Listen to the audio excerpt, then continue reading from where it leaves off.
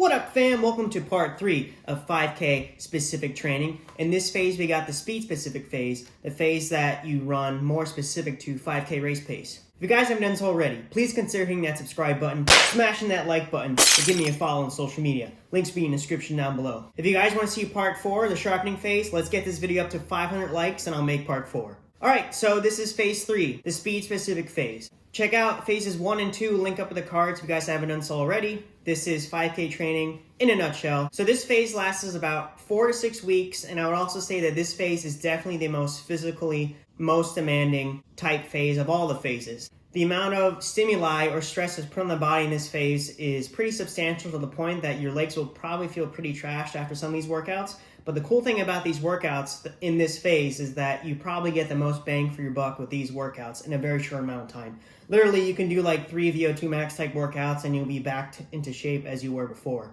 All right, so let's get started. We're going to go through this phase, 4 to 6 weeks. So in the plan right in front of you, we have the first week. This first week was taken from the last week of phase 2 type training, link up in the cards. So as you can see, leading up to this week, we had a 5K time trial, easy 50-55 minutes, 8 to 10 15-second strides, and then we had a light workout on that Monday, 1x1K at 10K effort, 4x400 meters, easy run in strides, the time trial, easy run, and then a long run of slightly modified of an hour and 10 minutes with no strides or progression type run.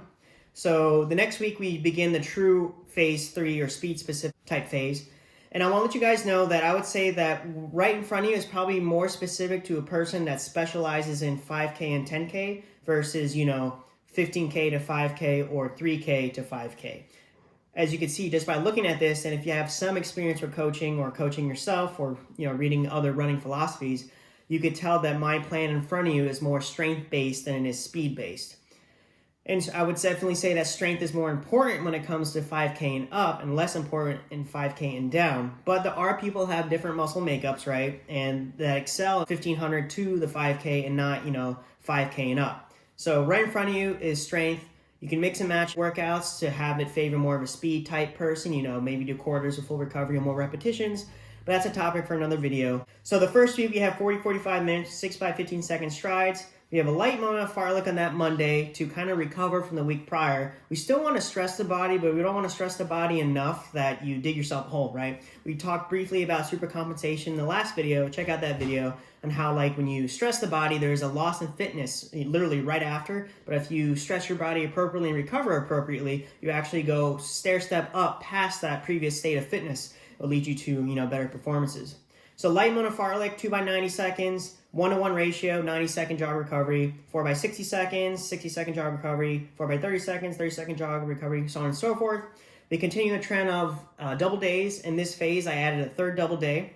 The afternoon on Monday, you can do a 30-minute easy run. Now, like I said in my prior videos, you can make this training plan more beginner-ish if you take away the double days, if you subtract 5-10 minutes from each of your runs, if you decrease the volume. You can make it more advanced by adding those double days, keeping what you see on screen here.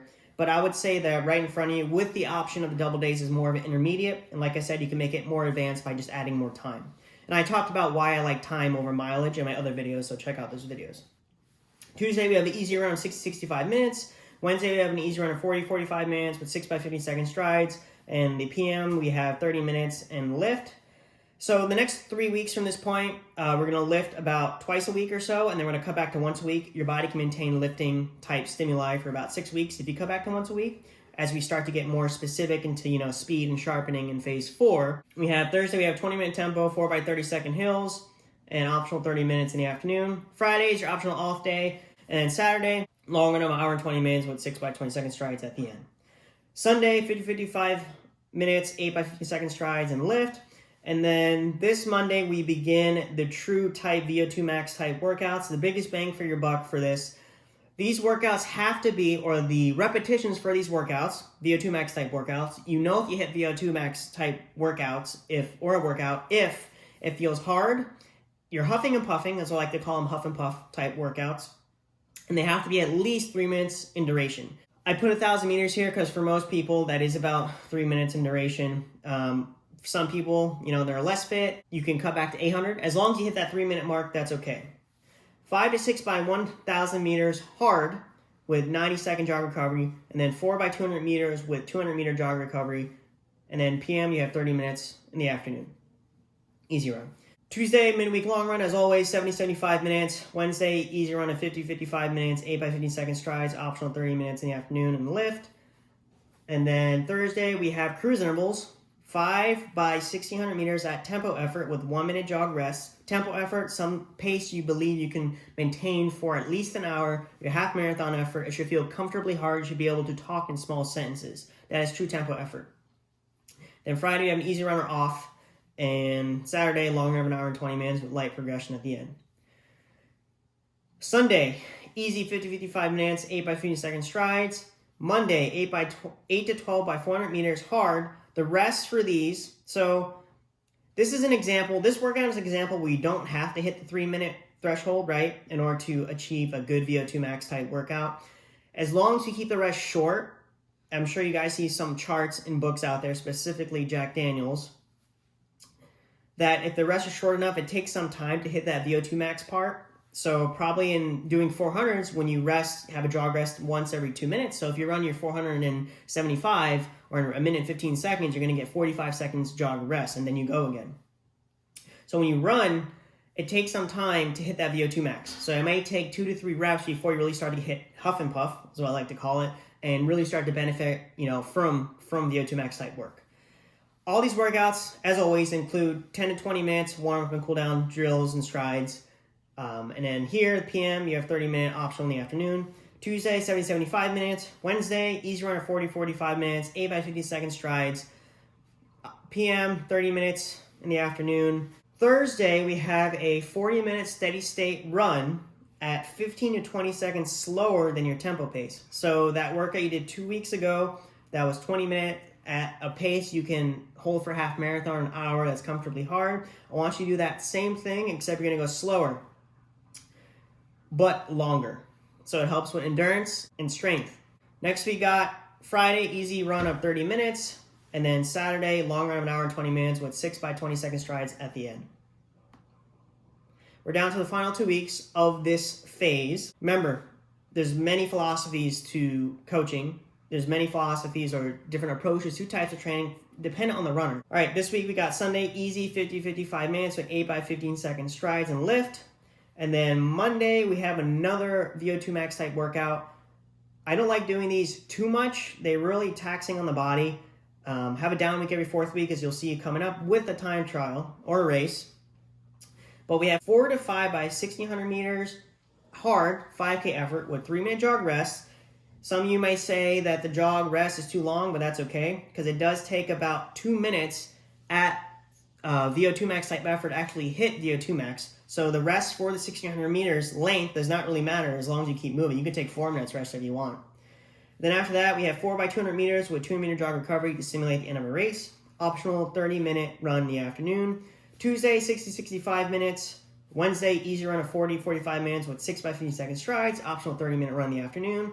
And then Thursday, I got this from Ben Barrows, link up in the cards of his Arkansas cut down video. So the Arkansas cut down is basically you start at 600 meters and work down to 1,200, 800, then 400, 3-minute jog rest in between.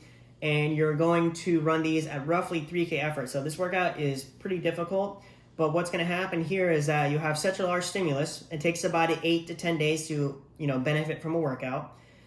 That when you come the time trial next Saturday, which is about 9 days away, you would have already have a large stimulus and adaptation to that Arkansas cut down. This week in general will be a large stimulus, but you would want to recover next week so you can run a PR, your best race, that time trial on Saturday. Friday, easy run of 30 minutes and off, and then Saturday, long run of 90 minutes. And this week I have for you guys a time trial, easy 40-45 minutes, 8 by 15-second strides. A tune-up type workout similar to the first week of this video. Instead of running a little bit slower, I want you guys to recover and be able to handle the stress of the race later in the week or time trial. So we have 1 by 1K at tempo effort with 3-minute jog rest and 4 by 400 meters at 10K effort with 400-meter jog rest. Optional 30 minutes in the afternoon. The only double this week. No lifting this week. Easy run 60-65 minutes on Tuesday. Easy 50 to 55 minutes with light 6 by 30 second fartlek in the middle. 1-to-1 ratio, 30 seconds on, 30 seconds off. Not killing yourself, just trying to get the legs moving.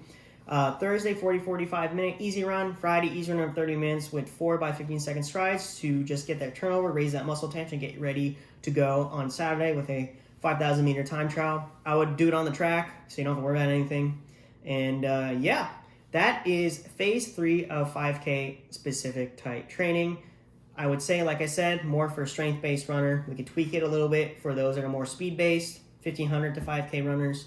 But yeah, make sure you guys get this video to 500 likes. That's it for today's video. Like, share, comment, subscribe. Hit that notification bell for when I post my next video. I'll catch you guys next time. Peace.